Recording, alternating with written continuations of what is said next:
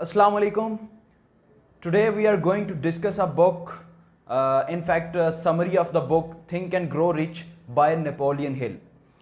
ये किताब think and grow rich 1937 में सबसे पहले लिखी गई और पब्लिश हुई, और इसमें उसने फार्मूला दिया कि अगर आप एक बिजनेसमैन बनना चाहते हैं तो आपको इन स्टेप्स से गुजरना है। और अल्टीमेटली उसने सारा एक क्रक्स बयान कर दिया और एक की डिफाइन कर दी कि आप अगर ये कीज इस्तेमाल करते हैं तो आप सक्सेसफुल बिजनेसमैन बन जाएंगे। तो उसमें उसने 10 पॉइंट्स जो थे वो 10 चीज़ें जो हैं वो आपसे मैं डिस्कस करने जा रहा हूँ आज, जो कि इस बुक की समरी है। ऑलमोस्ट ये बुक जो है, मैंने इस बुक को 3 साल पहले पढ़ा था, लेकिन ये बुक जो है ये मैंने ऐसा देखा है कि ये सेल्फ हेल्प और फाइनेंस की बुक जो हैं और जो पर्सनल बिजनेस सेल्फ हेल्प में है, इसमें ये बुक ऐसी है कि मैं कह सकता हूँ कि ये बुक जो है वो कोई 20-25-50 किताबों का मजमूआ है और ये बुक इंतहाई शॉर्ट है। मुख्तसरन हम अपने 10 पॉइंट्स की तरफ आते हैं। तो सबसे पहला स्टेप जो है वो किसी बिजनेस में कामयाबी के लिए जो नेपोलियन हिल ने कहा है, वो पहला स्टेप जो है वो बर्निंग डिजायर है। जब भी कुछ दुनिया में ऐसा तख्लीक हुआ है कि जिसको दुनिया देखकर शशदर रह गई है, वो कभी किसी दिमाग ने अपने तखय्युल में सोचा था और फिर एक अनथक मेहनत और कुर्बानी के बाद वो एक ख्याल एक हकीकत का रूप धार के दुनिया को दंग कर गया था। बिल्कुल इसी तरह अगर आप चाहते हैं कि कुछ ऐसा करें कि जो वाकई वर्थ रखता हो, तो आपके अंदर एक शदीद तड़प होनी चाहिए, जज्बा होना चाहिए, अंदर की डिजायर होनी चाहिए, एक अंदर की आग होनी चाहिए कि जो आपको उस चीज को हासिल करने के लिए आपको तड़पाए, आपको मुस्तरिब करे, आपको जोश दिलाए, आपको बेकरार कर दे। ये चीज, ये पहला स्टेप है। अगर आप कोई चीज हासिल करने चाहते हो, आपके पास उस चीज के लिए ये कैफियत होनी चाहिए। दूसरी चीज उसने कहा कि एक ख्याल ही शुरू में, कोई भी एक बड़ा बिजनेस शुरू में एक ख्याल ही होता है, फिर उस ख्याल के साथ उसके बच्चे पैदा होते हैं, फिर उस ख्याल को आहिस्ता आहिस्ता रंग लगना शुरू हो जाता है, फिर उस ख्याल की आहिस्ता आहिस्ता बचपन से जवानी और फिर एक अधेड़ उम्र का मजबूत ताकतवर हकीकत बन जाता है। वो शुरू में वो एक ख्याल ही होता है। तो वो ख्याल आपके पास होना चाहिए, और जो ख्याल आपके पास आएगा ना, वो किसी और बंदे की रसाई उस ख्याल तक नहीं हो सकती, क्योंकि अल्लाह ताला ने ये कायनात जो बनाई है, इसमें हर बंदे को एक ख़ास सलाहियत दी है और सोचने का जाविया दिया है। जो एक ख़ास जाविया आपके पास है और सोचने का एक ख़ास अंदाज आपके पास है, किसी और बंदे के पास वो नहीं हो सकता। इसीलिए आपके पास एक ख़ास अंदाज और एक ख़ास थॉट होगी, और वही थॉट जो है वो आपकी सक्सेस को डिटरमाइन करेगी। तीसरा स्टेप ये है कि you need to have faith. वो कहता है कि आपके पास यकीन होना चाहिए उस काम के हो जाने का जो आप अभी करने जा रहे हैं। कहता है काम हो गया है, तुझे इतना यकीन है, तू कह रहा है हो जाएगा, होगा, ये हो के रहेगा। कहता है हाँ, ये हो के ही रहेगा, और ना हो तो ना हो, मैं ये करता रहूंगा, मुझे इस काम के करने में मजा आए। वो कहता है कि फेथ, बिलीफ, ये आएगा कैसे?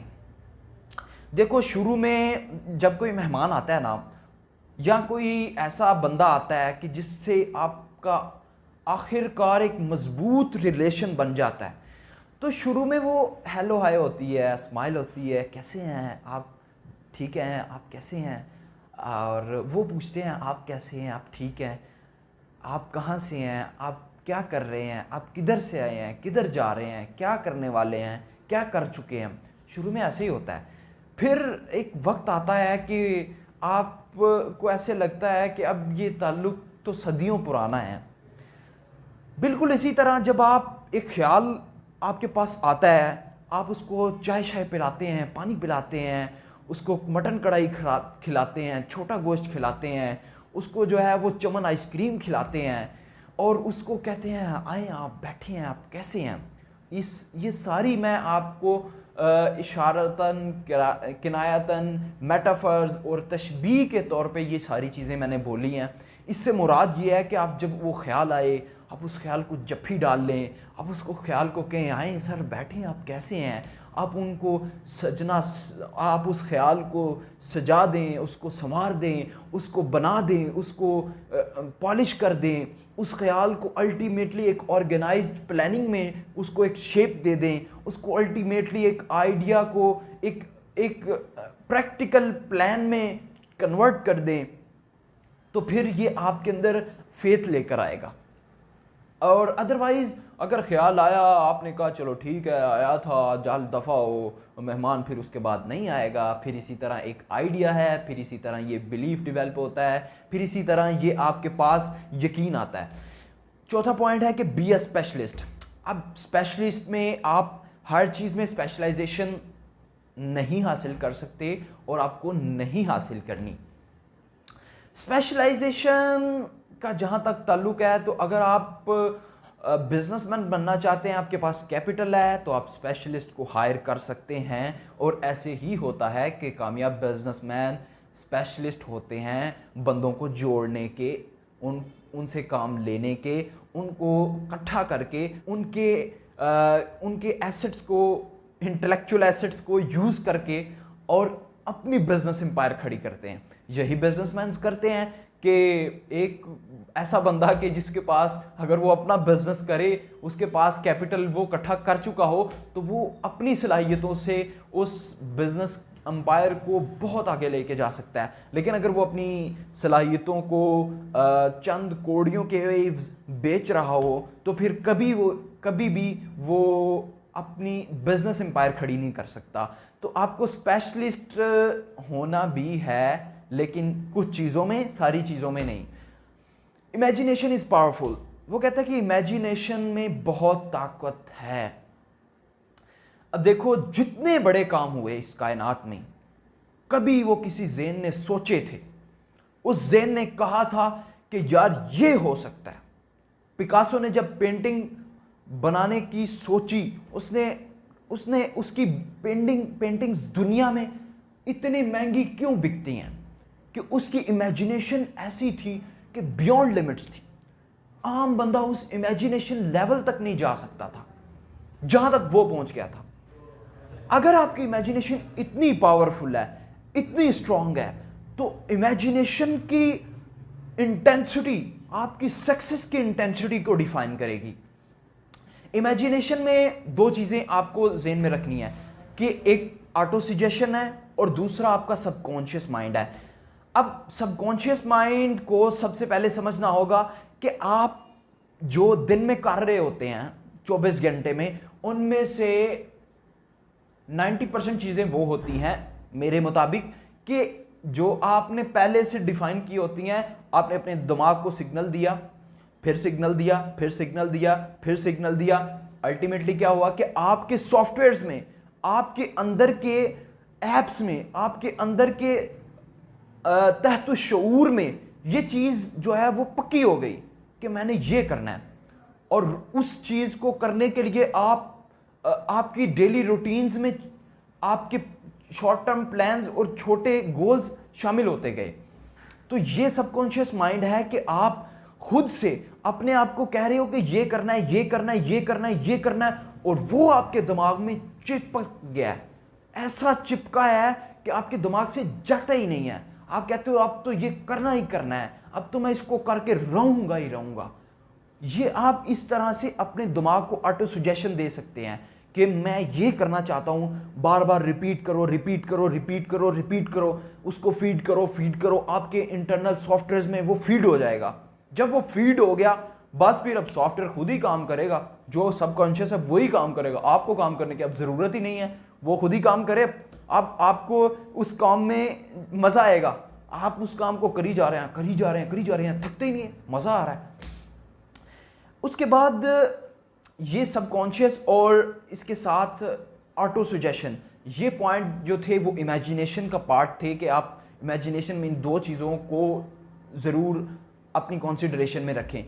और छठा ये है कि एक डिसीजन मेकर बने। यार जो कामयाब लोग होते हैं ना, उनमें एक चीज़ पक्की है कि वो फैसला करते हैं और लोहे तरोड़ फैसला करते हैं, कहते हैं ये करना है और यही करना है, पक्का होता है। एक रत्ती भर भी उन्हें शक नहीं होता, अपने जो काम वो करने जा रहे होते हैं, जो वो कर रहे होते हैं, 100% बिलीफ होता है उनका उस आइडिया पे। फिर वो डिसीजन लेते हैं और डिसीजन में फिर परसिस्टेंस होनी चाहिए।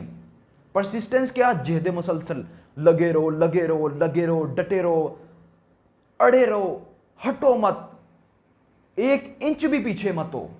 करना है तो बस ये करके रहना है, हो के रहेगा ये, मैं इसको करके दिखाऊंगा, तुम भी देखोगे, हम भी देखेंगे, दुनिया देखेगी, ये अब होगा। ये डिसीजन कर लेना कि क्या होगा, यही आपकी 50% सक्सेस होती है। सातवीं पॉइंट जो है वो इंप्लीमेंटेशन इज की। आपने अगर इंप्लीमेंट करना है, आपके पास ऑर्गेनाइज्ड प्लानिंग होनी चाहिए।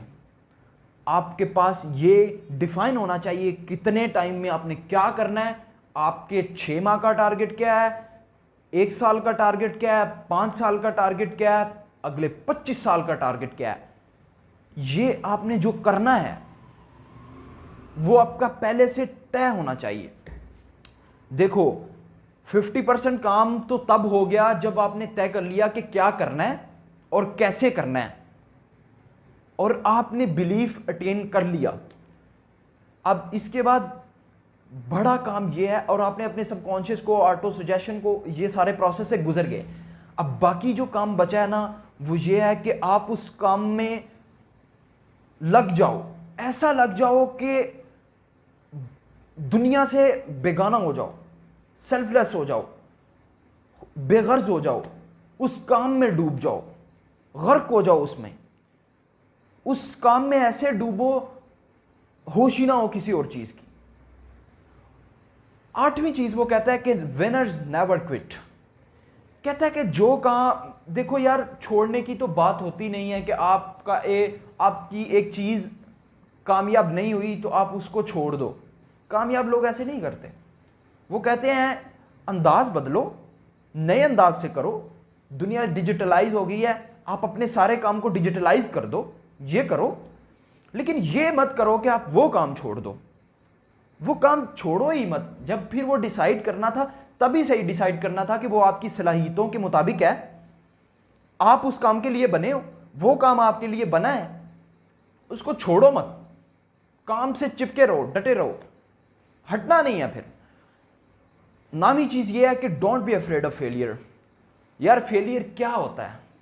फेलियर ये होता है कि आपने कोई काम किया, वो सही नहीं हुआ, और फिर आपने ये जाना कि ये अब इस तरीके से करता हूं, वो उस तरीके से आपने किया और वो सही हो गया। अब ये फेलियर नहीं होता, ये प्रोसेस ऑफ सक्सेस होता है। ये वो रास्ता होता है जहां से आपने मंजिल तक पहुंचना होता है। और अब इस मंजिल तक पहुंचने के लिए आप अकेले बंदे कुछ नहीं कर सकते। बड़ा काम एक अकेला बंदा नहीं कर सकता, उसको टीम चाहिए, जिसको नेपोलियन हिल कहता है कि मास्टरमाइंड ग्रुप बनाओ। वो कहता है कि ऐसे लोग जिनका आपके साथ विजन अलाइन होता है, आपकी और उनकी सोच मिलती है, उनकी प्रायोरिटीज और आपकी प्रायोरिटीज मिलती हैं, आप जो करना चाहते हो और वो जो करना चाहते हो वो मिलता जुलता है, तो फिर वो उन बंदों को अपने मास्टरमाइंड ग्रुप में शामिल करो। हाँ, ये अलग बात है कि कुछ लोग कुछ काम के लिए बने होते हैं, आप उनसे वही काम लो जिस काम के लिए वो बने हैं, लेकिन आपकी लॉबी जरूर होनी चाहिए पॉजिटिव सेंस में, जो आपके लिए काम करे, जो आपके साथ काम करे, जो उस काम को पसंद करती हो, जो काम आप करने जा रहे हैं। अब लास्ट पे उसने जो है वो ये चीज़ कही है कि आप अगर ये चीज़ें आप अपनी ज़िंदगी में इम्प्लीमेंट करना चाहते हो तो इनको बार बार रिपीट कर, इनको बार बार पढ़ो, बार बार ये सारी चीज़ें दोहराओ। इसीलिए मैंने ये बुक जो है वो 2 दफ़ा पढ़ी, बल्कि 3 दफ़ा पढ़ी।